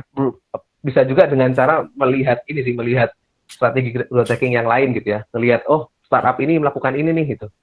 Bisa jadi referensi nih, bisa jadi kita terapkan juga nih gitu, di tempat kita. Jadi sering ini aja, sering main ya, sering lihat gitu, sering yang lain gitu. Sering aja. Jadi sebenarnya ini kan teman-teman juga harapannya bisa dapat referensi juga nih, dapat ide-ide juga. Siapa tahu gara-gara acara hari ini jadi jadi kenapa nggak coba ini, atau jadi copyright ide yang lain lagi kan juga bisa juga combine misalkan dengan idenya siapa dengan siapa gitu. Pada akhirnya dari situ sih, atau searching di YouTube ada banyak, di internet banyak gitu, contoh-contoh growth hacking strategi gitu, dengan macam-macam lah strateginya kan. Itu dari situ siapa tahu bisa nemu inspirasi. Terus yang tadi soal memahami user tuh yang justru paling penting sih menurutku, karena mau sekreatif apapun kalau nggak tepat sesuai dengan yang dibutuhin usernya juga nggak efektif juga gitu. Jadi seringlah ngobrol sama user sih, kita sering telepon kok, kita tuh sering telepon customer user kita, telepon kita berapa kali telepon, bahkan kita sempat undang ke kantor gitu, terus kita kasih kasih face shield sih pas itu, apresiasi. Dan alhamdulillah yang ke kantor kemarin tuh barusan dapat info kemarin lolos SKUGM loh, wah seneng banget kita. Oh, alhamdulillah. Karena Wijaya itu berarti masih. Iya, sampai ngecat kita, terima kasih Mas sudah bantuin, udah doain gitu. Alhamdulillah saya keterima FK kedokteran UGM. Wah itu udah seneng banget buat kita sih. Itu padahal anak yang kita undang ke kantor tuh gitu. Nah jadi kita sering interaksi dengan user, sering ngobrol gitu. Butuh apa sih, butuh ini, butuh itu. Kalau gini gimana deh gitu. Kita kan bukan adik-adik ya. Kalau gini gimana deh gitu. Kalau kita bikin gini gimana gitu. Oh kalau gini terlalu mahal nggak? Bahkan kita naik harga juga loh. Harga segini Mas, terlalu mahal nggak gitu. Oh mahal sih Mas ya. Oh nggak gitu, kayaknya wajar kok Mas harga segitu gitu. Jadi sekalian tanya semua gitu Mas ya. Iya. Iya. Oke. Kayak gitu sih. Ya, ini ada pertanyaan lagi nih dari Mas Budi Darmawan. Tips buat pemula nih Mas buat growth hacking. Kira-kira gimana gitu. Soalnya banyak nih, mungkin teman-teman juga khawatirnya kan tadi ada macam-macam giveaway, terus mungkin dari referral tadi dan seterusnya, itu kan mungkin bakal ngeluarin uang nih. Nah ini mungkin teman-teman yang bisnis mandiri gitu ya Mas, itu mungkin ngeluarin uangnya agak risiko tinggi gitulah. Nah ini gimana nih biar tepat gitu? Ya meskipun mindsetnya kita berusaha untuk seminimal mungkin uangnya biar bisa growth hacking ya, tapi jangan sampai pikiran kita jadi nggak mau ngeluarin uang ya, karena high risk high return ya. Resiko tinggi, returnnya juga tinggi. Kalau low risk, low return itu, resikonya rendah, ya baliknya juga rendah gitu. Kalau misalkan zero risk ya, zero return, kalau kita nggak mau ambil resiko sama sekali ya, jangan harap dapat sesuatu. Gitu. Jadi tetap pada akhirnya kita harus ada pengeluaran, entah cost-nya bisa jadi dalam hal yang nggak melulu uang ya, bisa jadi tenaga, waktu atau apapun itu. Tapi tetap harus ada yang dikeluarkan. Jadi jangan berharap satu hal yang tinggi dengan resource rendah tapi nggak mau ngeluarin resource sama sekali itu. Jangan, itu harus tetap ada yang nanti yang keluar tuh pastinya, entah dalam bentuk apa gitu. Nah tinggal kreativitas kita yang dimainin sebenarnya gitu. Gimana caranya biar sebenarnya mungkin bisa dapat hal yang tinggi. Kita kan juga sebenarnya angka ya nggak tahu 10 juta bagi teman-teman tinggi atau nggak, tapi kalau untuk dapat 10.000 itu menurut saya itu murah banget sih. Gitu. Ya jadi itu sih mungkin yang bisa coba teman-teman. Nggak harus sampai 10 juta sih sebenarnya. Bahkan tadi tuh mengeluarkan sesuai HPP aja itu udah sangat cukup gitu ya. Bahkan mau mainin koneksi aja juga bisa sebenarnya kan. Teman-temannya suruh share, terus suruh tag teman-temannya gitu. Banyak kok contoh-contoh. Oh ini saya ingat dari Buka Suara tahu ya. Buka Suara, kalau teman-teman udah tahu itu ada platform media di sosmed. Dia ini di awal-awal lu sering banget ngajak teman-teman untuk share gitu. Nah dan karena kita udah kenal gitu ya, dia emang kebetulan mainin jaringan yang dia kenal gitu. Terus beberapa teman-teman yang dia kenal juga followers Instagramnya lumayan gitu. Akhirnya tuh jadi cepet tuh terusnya tuh banyak gitu. Atau bikin satu hal yang viral juga bisa. Jadi nggak harus ngeluarin duit banyak tuh. Misalkan telepon syariah gitu ya. Itu kan rame. Atau yang lagi mungkin kira-kira menaikkan minat masyarakat banget di isu tertentu gitu. Itu bisa juga gitu. Memang viralnya jadi salah satu tantangan juga sih Mas, karena mungkin beberapa contohnya kayak kemarin itu Binomo misalnya, itu kan salah satu yang viral. Itu saya pikir cukup banyak ininya ya, acquisition-nya gitu ya, karena hal seperti awareness-nya besar gitu. Oke. Ini ada pertanyaan lagi nih dari Titi Wahyu Utami. Mas mau tanya, ketika awal pendirian Widya Edu itu terdiri dari berapa orang? Kemudian apakah memang dari awal sudah ditetapkan tugas per orangnya? Apakah sejak awal sudah dilakukan perjanjian formal di atas materai, walaupun mungkin sejak awal tidak mengira bisnis ini akan menjadi besar? Nah itu udah 2 pertanyaan tuh. Terakhir, lebih baik bekerja sama bisnis dengan teman dekat atau bagaimana Mas? Oke. Menarik. Terdiri dari berapa orang? Itu yang difoto itu tim 1 bulan. 1 bulan, tapi ada yang baru masuk di akhir-akhir bulan sih. Ada sekitar 3 orang yang baru masuk di akhir bulan. Kalau yang 1 bulan full banget berarti ya mungkin foto-foto orang di situ dikurangi 3 orang ya. Sekitar itulah, berarti berapa itu? 1, 2, 3, 4. 8 berarti. 8 ya? 8. Ya. 8 betul. 8 orang gitu di awal kita pas kemarin itu 1 bulan. Tugasnya dari awal sudah clear, harus clear. Jadi karena seringkali apa ya, perselisihan itu kan karena tidak ada batasan yang jelas ya. Contoh perselisihan antara batasan negara itu kan, menurut ini batasnya di sini, menurut ini batasnya di sini, jadi kan konflik tuh. Tapi kalau batasannya clear, aku tuh cuman boleh sampai kilometer sekian, kamu daerah negaramu kilometer sekian, itu kan jadinya nggak ada konflik. Jadi kalau batasannya tuh makin clear, konflik semakin berkurang. Jadi dari awal harus clear. Jadi nggak bilang, wah ini tanggung jawabnya siapa gitu. Wah ini gara-gara kamu dan sebagainya. Tapi kita juga menerapkan sistem no blaming sih ya di kantor. Jadi kita tidak menyalahkan lah. Kita ambil tanggung jawab pribadi gitu. Kalau ada hal apapun, pasti kita punya tanggung jawab masing-masing gitu. Bahkan misalkan ada karyawan kerjaannya nggak beres gitu. Mungkin kesannya emang ini kerja salahnya karyawan ya, tapi kalau kita lihat lagi sebenarnya setiap orang juga punya salahnya, termasuk bos juga punya salah di situ. Bisa jadi dia ngasih tugasnya nggak clear gitu kan. Bisa jadi tugasnya tidak sesuai dengan kemampuan dia gitu. Jadi kita akan selalu evaluasi diri. Gitu sih. Jadi itu yang kita terapkan di tempat kita. Jadi clear semua tugasnya kayak gitu. Jadi walaupun sama teman dekat tetap harus clear ya Mas. Betul. Batasan-batasan gitu ya. Siap. Dan perjanjian di atas perjanjian formal juga kita lakukan sih. Kita tanda tangan beneran di awal. Buat setiap yang masuk kita harus tanda tangan gitu, harus ada kontraknya. Meskipun belum ada PT pas itu di awal loh ini, kita mesti belum ada PT-nya pas bulan pertama itu. Kita baru ngurus PT baru bulan ini. Itu kita tetap tanda tangan gitu, mau nggak mau harus tanda tangan karena lagi-lagi biar batasannya jelas tadi, biar clear semua di awal. Nanti takutnya di tengah jalan ada misalkan atau investor besar masuk gitu, ada duit masuk. Nah itu kalau batasan nggak jelas nanti orang bingung nih. Nah baginya gimana? Aku ngerasa paling berkontribusi, kamu ini doang gitu. Wah itu susah, nggak ada kesepakatannya begitu sih.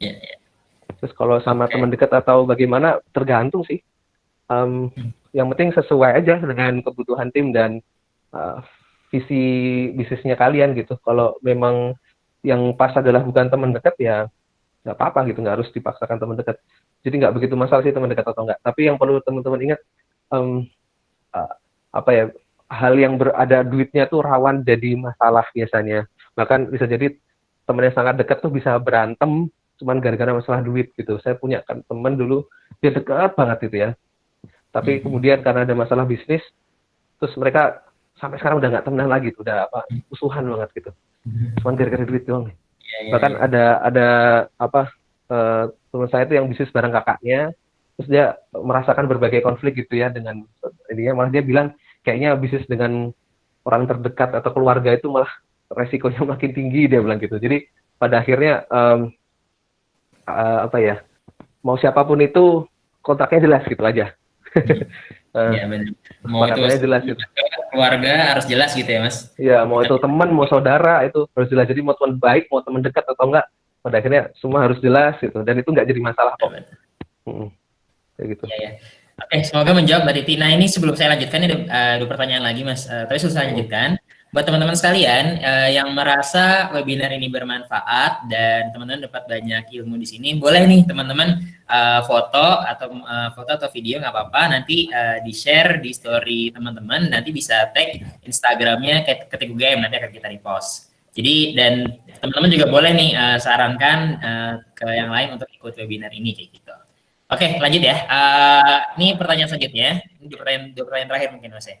Ada pertanyaan tentang bagaimana step by step detail untuk growth hacking di dalam digital marketing. Oh tadi mungkin udah ya.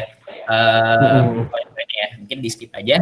Bagaimana cara growth hacking via email yang bagus Mas? Nah ini mungkin boleh disampaikan Mas kira-kira growth hacking via email nih yang bagus seperti apa sih? Nah ini mungkin banyak punya bisnis basisnya juga di email komunikasinya gitu. Oke. Ya, menarik, terima kasih. Copyright, karena ini tulisan ya, email ini kan by tulisan ya. Orang lihatnya kan awalnya dari tulisannya. Copyrightnya jadi penting sih. Jadi kan kalau di email itu ada judul yang mungkin punya batasan ya, sampai berapa kalimat di depan gitu. Nah itu kalimat judul emailnya tuh dibikin yang clickbait ya, istilahnya yang mendorong orang buat ngeklik. Bahkan kayak kemarin tuh kita marketing lewat WA itu kan itu ada referral dia harus share ke grup WA ya kemarin tuh yang produk kita yang kemarin itu. Nah itu tuh juga kita tulisannya kita generate sendiri dari kita. Jadi user harus pakai kata-kata yang kita kasih. Nah itu kata-katanya itu dari set itu. Jadi kalau muncul di notif depan itu bacanya apa? Kan nanti kan kepotong misalnya kan tulisannya. Ya betul. Nah, jadi kalau kepotong, wah berarti kurang bagus. Bikin kalimat pertama yang muncul di depan itu menarik untuk dipencet gitu. Misalkan nggak kelihatan kayak bahasa marketing misalkan kalau di WA ya. Contohnya kalau di WA kayak aku ada ini nih gitu misalkan. Jadi bukan terus bilang oh gratis ini enggak, itu kan bahasa promosi banget ya. Tapi kayak teman ngajak gitu. Aku ada ini nih misalnya. Jadi semacam kata-kata itu, yang itu kelihatannya juga langsung di awal di notif, jadi nggak terus kepotong misalnya. Langsung kebaca. Nah email mungkin hampir sama tuh sebenarnya kan. Di judulnya itu kan bisa diatur. Judulnya itu dibikin yang clickbait gitu, yang kira-kira orang mau masuk. Kalau yang sering dipakai di YouTube kan misalkan kayak 10 tips apa nomor 6 kenapa gitu. Bikin tercengang gitu atau apalah gitu ya. Jadi gitu ya, hal-hal yang kira-kira bisa mendorong orang. Jadi mungkin karena email ini banyak di kata-kata, kita copywriting yang harus pinter sih. Bisa belajar banyak sih kayak mungkin yang terkenal siapa ya, di Waika Prayuga kali ya, yang sering bikin seminar copywriting. Jadi bisa lihat cara-cara perusahaan lain sih. Kadang saya sengaja subscribe email perusahaan lain itu untuk belajar copywriting yang mereka juga sebenarnya. Kayak kita sering dapat newsletter gitu kan lewat email. Itu kan bahasanya mereka kan yang di situ sekalian tak pelajari itu. Oh, mereka bahasanya kayak gini. Itu bisa juga sebenarnya dari referensi dari mereka. Kan mereka juga otomatis sudah riset kan. Kita tinggal nyomot aja hasil risetnya mereka kan pada akhirnya dengan strategi mereka. Iya benar. Kayak gitu sih paling. Terima kasih Mas. Ini pertanyaan lagi terakhir dari Mas Fauzi Setiadi. Mas Fauzi dan Mas Fauzi bertanya, kalau bisnis konvensional misal konveksi gitu, gimana cara engineering, gimana cara optimasinya? Terus penerapan pilot framework yang tadi itu gimana gitu kalau misalkan ke bisnis konveksi? Soalnya saya membayangkan hanya digital marketing dengan sosmed IG. Apakah Mas ada metode yang bisa disarankan untuk misalnya konveksi ini Mas gitu ya? Monggo Mas. Iya. Menarik. Mungkin memang yang paling mudah sosmed ya. Dan sebenarnya nggak terus salah juga karena Indonesia ini pengguna sosmed juga tinggi gitu. Jadi kita marketingin di sosmed juga nggak salah. Tetap meskipun banyak yang main tapi tetap efektif kok main di sosmed itu sebenarnya. Ads juga murah kan. Ads itu cuma berapa puluh ribu bisa untuk berapa reach-nya gitu itu murah kok. Jadi bisa sangat terjangkau buat UMKM juga sebenarnya lewat ads. Bahkan ads itu hasil analisis kami kemarin kita nyoba malah lebih powerful ketimbang paid promote, entah kenapa. Mungkin kita salah talentnya mungkin ya, salah influencer jadi paid promote-nya nggak bagus. Tapi itu bisa dicoba-coba sih. Nah kalau konvensional sih mungkin optimasinya bisa pakai platform-platform yang sudah ada kayak tadi itu juga bisa. Kayak tadi lewat Instagram, Facebook kan dia sudah menyediakan dashboard untuk ini ya. Untuk pengiklan ya. Jadi mereka sudah menyediakan data-datanya. Oh, iklanmu ini dilihat oleh berapa orang yang akhirnya ngeklik, itu kan mereka menyediakan. Jadi untuk sistem otomasinya, engineeringnya bisa pakai platform yang sudah ada aja buat para pebisnis konvensional sampai. Nggak harus bikin semua dari awal sendiri. Malah takutnya lama ya, capek juga, biayanya juga besar. Jadi tinggal pakai aja yang sudah sedia. Salah satunya lewat analytics-nya, sosmednya masing-masing. Facebook ada, Instagram ada, TikTok kayaknya sekarang juga sudah mulai masuk. TikTok menarik loh teman-teman untuk bisa dimasukin. Lagi naik banget. Mumpung masih sedikit, banyak yang followersnya cepat naiknya di TikTok, tidak susah di Instagram. Jadi ini mungkin saat yang tepat untuk masuk TikTok itu. Kalau TikTok enaknya video menarik dikit langsung viral gitu Mas ya? Iya. Ya masuk FYP kan ya, aku jadi belajar TikTok juga gara-gara ini. Ya itu sih, ya jadi bisa masuk tuh TikTok juga tuh untuk jualin produknya. TikTok Ads kayaknya sudah mulai ada, tapi kayaknya masih mahal. Setahu aku tuh 200.000 apa ya, yang paling murah itu. Coba cek lagi ya TikTok ini soal ads-nya. Sekarang banyak mungkin lewat influencer TikTok gitu Mas ya. Betul. Betul. YouTube juga menarik. YouTube juga menarik. Jadi bisa juga tuh kerjasama dengan influencer YouTube. Sekarang lagi zamannya micro influencer kok. Jadi nggak harus kemudian yang macro influencer yang kayak Ria Ricis atau Atta Halilintar atau Raffi Ahmad, yang ini aja, yang micro yang followersnya cuman puluhan ribu itu udah justru malah hasil analisis terakhir ada penelitiannya saya lupa dari mana itu ini malah lebih efektif gitu dengan micro influencer.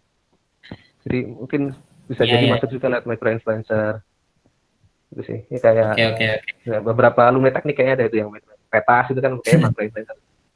Oh iya, Pak Dinova juga lah. Berarti. Oh enggak, saya masih dikit. Oke. Nah ini aku ada pertanyaan terakhir Mas. Nah kalau ini terakhir eksklusif ya buat moderator mau cerita juga. Jadi kebetulan saya juga punya bisnis Mas dan saya juga sudah cukup banyak menggunakan strategi growth hacking kayak misalnya referral, kemudian apa tuh yang tadi yang poin-poin itu dan seterusnya. Dan emang itu ketika saya coba mungkin, nah ini saya nggak tahu nih masih belum kedetek kira-kira salahnya di mana gitu ya. Apakah nge-identify kebutuhan user? Nah ini kebutuhan user identify pun kan sebenarnya butuh beberapa base user ya. Nah ini yang mungkin agak sulit gitu dan ketika saya gunakan kemarin kan kita mau ambil momen 17 Agustusan, kita ambil momen itu dan eventnya refer gitu ya. Kalau misalkan klik nanti dapat poin, nge-share dapat poin dan seterusnya. Gitu. Tapi ternyata masih belum bagus Mas. Engage-nya gitu ya, hasilnya belum bagus gitu. Nah, menurut Mas, kira-kira apa nih yang mesti saya lakukan gitu ya ke depan? Pada akhirnya yang tahu jawabannya di customer-nya kamu sih, Mir. Jadi kayaknya perlu antara kamu nyatet nggak setiap ada interaksi atau apapun itu di customer kalian tuh catat nggak datanya, misalkan berapa yang ngeklik, berapa yang ada datanya. Tercatat semua kan ya di situ ya berarti ya. Nah itu mungkin itu bisa jadi referensi, tapi mungkin lebih banyak dapat insight biasanya itu ketika kita ngobrol sama customer-nya. Jadi mungkin kamu bisa ngobrol sih, udah sempat ngobrol belum ya? Mungkin bisa ngobrol sama customer-nya kira-kira dengan sistem ini gimana? Soalnya kemarin juga kita sempat dapat masukan gara-gara karena kenapa kok retention conversion-nya sempat agak rendah juga karena ternyata ada yang ngerasa bahwa syaratnya terlalu banyak gitu, syarat giveaway atau syarat ini terlalu banyak, akhirnya kita revisi gitu, kita kurangin gitu, nggak perlu harus sebanyak ini deh gitu, kan akhirnya yang tahu kan customer nih ya, bagi kita kayak gini, tapi itu kan lagi-lagi asumsi itu belum tentu benar kan, jadi perlu ngobrol sih, kalau ada kayak gini gimana, terus kira-kira bahkan nanya aja nggak apa, kira-kira kok ini kenapa kok retentionnya dikit ya gitu, bisa jadi dia punya insight kayaknya karena ini deh Mas gitu misalkan. Atau karena apa. Jadi banyak ngobrol aja sih, biasanya malah justru ketemu jawabannya ketika banyak ngobrol sama ini. Kan kayak beberapa PM-nya Gojek itu kalau dapat cerita tuh kemarin dia tuh kerja aja cuma muter-muter aja, tapi dia muter-muter ketemu driver gitu ya, naik Gojek tanya ngobrol sama drivernya, terus ke merchant ngobrol sama merchant, kerjanya cuma itu terus karena emang di situlah biasanya dapat banyak insight untuk strategi-strateginya kita gitu. Gitu sih. Iya. Oke. Oke Mas, makasih Mas. Itu jawabannya nanti coba. Mungkin ke depan bisa konsultasi lebih banyak gitu ya. Ngobrol-ngobrol banyak gitu ya. Nah ini monggo teman-teman. Jadi insya Allah ketik ini memang teman-teman silakan kalau bergabung gitu ya bisa banyak ngobrol, cerita-cerita dan sama-sama saling ngasih solusi gitu ya. Nanti jadi bisa jadi platform bareng-bareng lah gitu buat teman-teman gitu. Oke, mungkin itu sih Mas sesi tanya jawab dan diskusinya sampai situ. Selanjutnya mungkin Mas Fatin Noval disilakan memberikan closing statement gitu ya. Apa yang ingin disampaikan buat teman-teman di sini gitu ya. Golden advice-nya dari Mas Noval seperti apa sih gitu. Susah nih golden segala ini udah susah saya jadinya. Oh ya, ini silver aja ya. Iya, boleh nih Mas. Ini sih mungkin jadi mungkin beberapa kali saya juga nyampaikan sih, mungkin kalau ada yang pernah dengar juga saya nyampaikan dalam bisnis, dalam melakukan growth hacking secara spesifiknya pada akhirnya mirip kayak berenang sih, karena kalau misalkan nih kita pengen bisa berenang, kita bisa juga sebenarnya lihat di YouTube cara berenang yang baik dan benar gitu ya, baca buku cara berenangnya efektif seperti apa, tapi pada akhirnya bisa nggak dia langsung berenang? Kan nggak ya. Dia harus akhirnya nyemplung dulu kan, dia harus ke kolam nyemplung gitu kan, ngerasain namanya basah tuh gimana, rasain namanya tenggelam itu gimana gitu ya, minum air tuh gimana gitu, baru akhirnya dia bisa jadi perenang yang handal gitu, dia baru bisa berenang secara beneran itu ya ketika udah nyemplung. Sama di bisnis, di growth hacking juga sama gitu. Bisa jadi kita dapat ilmu dari YouTube, dari webinar kayak gini, dari buku gitu, cara growth hacking, step-stepnya ini gitu. Tapi kalau kita nggak nyemplung gitu ya belum tentu kita langsung bisa. Maka justru solusinya adalah kita segera nyemplung gitu, nyemplung, merasakan gitu ya dalam air gitu gimana gitu ya, dalam air, dalam lautan bisnis itu gimana, dalam growth hacking itu gimana, rasain semua halnya lah ya, tenggelam dan sebagainya gitu. Jadi mungkin itu sih kalau dari saya. Jadi pada akhirnya ini tidak akan jadi apa-apa kalau teman-teman nggak mengeksekusi, tidak mencoba. Justru dari experience itulah teman-teman bisa banyak belajar gitu sih. Mungkin itu kalau dari saya. Siap, makasih banyak Mas Noval atas diskusi dan materi yang luar biasa, sharing-sharingnya juga. Semoga jadi bermanfaat juga buat teman-teman sekalian gitu ya, yang lagi baru mau mulai bisnis, udah jalanin bisnis, bahkan udah lama di bisnis. Nah, semoga bisa jadi bantuan gitu ya, ilmu-ilmu baru buat teman-teman sekalian. Nah, tadi kita udah ngomongin banyak banget soal growth hacking juga, terus langkah-langkahnya, step by step-nya, bahkan hal-hal minor-minor gitu ya, yang di antara step-step itu juga tadi juga sudah dibahas. Nah, nanti teman-teman kalau misalkan merasa ini bermanfaat, bisa nanti disebarkan gitu ya, di-share ke teman-teman yang lain, kalau misalkan lewat story Instagram, nanti akan kita restore, di post gitu ya, kalau dari mention. Gitu. Dan terima kasih sekali lagi buat Mas Noval. Sebelum saya tutup, teman-teman sekalian, tadi sudah seperti saya sampaikan di awal, kita akan ada sesi foto bersama. Nah, mohon berkenan juga buat Mas Noval ya, buat ikutan Mas foto bersama. Jadi boleh teman-teman silakan dibuka videonya gitu ya, kita bisa pose bareng-bareng gitu ya, biar ceria, gembira gitu kan, habis dapat materi, atau mungkin mumet juga nggak apa-apa, kita buka kameranya supaya bisa difoto bareng-bareng. Oke, aku kasih waktu berapa detik nih ya buat buka kamera biar kita juga bisa cepat selesai. Udah semua? Oke, boleh difoto buat adminnya nih, Mas admin bisa fotoin kita. Dihitung ya. Oke, 1, 2, 3. Oke, cukup ya? Sip. Oh, sorry. Ternyata 4 kali foto karena banyak banget ininya orang-orangnya. Oke. Oh ya. Maaf ya teman-teman ya, nggak apa kan ya, biar rame. Oke, 1, 2, 3. Oke, satu lagi, 2 kali lagi, sorry. 1, 2, 3. Ya, sekali lagi, jangan pergi dulu, sekali lagi. 1, 2, 3. Oke, makasih banyak semua atas kehadirannya. Oh ya, satu lagi, teman-teman sekalian. Teman-teman sekalian jangan lupa, kalau misalnya teman-teman sekalian pengen dapat sertifikat, kemudian materi dari Mas Noval yang tadi, kemudian video rekaman, teman-teman bisa isi feedback di link yang sudah diberikan. Nanti diberikannya lewat mana nih, Mbak? Lewat ini ya? Lewat chat ya?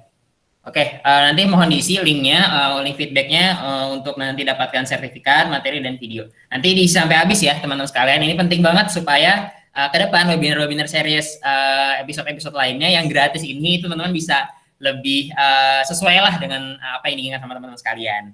Kayak gitu. Terus makasih banyak juga buat teman-teman sudah hadir di sini di hari Sabtu ini, teman-teman sudah hadir, terima kasih banyak sekali. Kemudian buat teman-teman yang mau join ketik gitu ya, teman-teman nanti akan dikirimkan di link feedback, nanti juga sudah ada. Kemudian kalau misalkan mau ngajak teman-teman yang lain, bisa isi formnya nanti di pamer.bio/ketik seperti itu. Nanti bisa diakses di situ, teman-teman bisa lihat tombol untuk daftar, silahkan daftar di situ. Nah, itu aja mungkin dari saya. Untuk dapat info webinar gratis selanjutnya dan ilmu-ilmu tentang entrepreneur lainnya yang gratis tis gitu ya, teman-teman bisa follow juga Instagram dari ketik.ugm gitu. Kita juga sudah keluarin beberapa microblog dan ilmu-ilmu lainnya. Kemudian beberapa hal-hal, poin-poin penting juga dari sampaian webinar yang tadi juga insya Allah juga akan kita share nanti di sana. Seperti itu mungkin teman-teman sekalian. Sampai jumpa di webinar series episode 2 kalau begitu. Terima kasih banyak. Wassalamualaikum warahmatullahi wabarakatuh. Terima kasih teman-teman semua. Waalaikumsalam. Terima kasih Mas Naufal. Yes, Mas Novel. Terima kasih semuanya. Terima kasih Mas Noval.